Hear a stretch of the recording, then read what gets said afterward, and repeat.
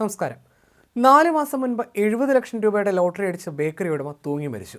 Nellikunnu beach റോഡിലെ bakery ഉടമ വിവേക് ഷെട്ടിയെയാണ് തൂങ്ങി മരിച്ച നിലയിൽ കണ്ടെത്തിയത്. വിവേക് സ്വന്തം ബേക്കറിക്കകത്താണ് തൂങ്ങി മരിച്ചത്. ആത്മഹത്യയ്ക്ക് പിന്നിലെ കാരണം വ്യക്തമല്ല. നെല്ലിക്കുന്ന് ഓവർബ്രിഡ്ജിന് സമീപത്തെ ബേക്കറിക്കുള്ളിൽ ഇന്നലെ രാവിലെ 11 മണിയോടെയാണ് യുവാവിനെ മരിച്ച നിലയിൽ കണ്ടെത്തിയത്.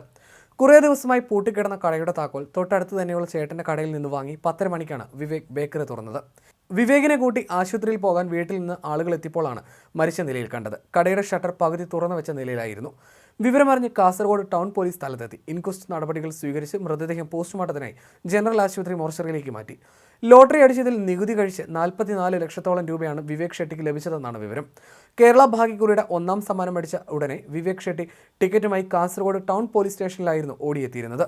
CI P. അജിത് കുമാർ ഇടപെട്ടാണ് ബാങ്ക് മാനേജറെ വിളിച്ചു വരുത്തി ടിക്കറ്റ് കൈമാറാൻ നടപടി സ്വീകരിച്ചിരുന്നത്.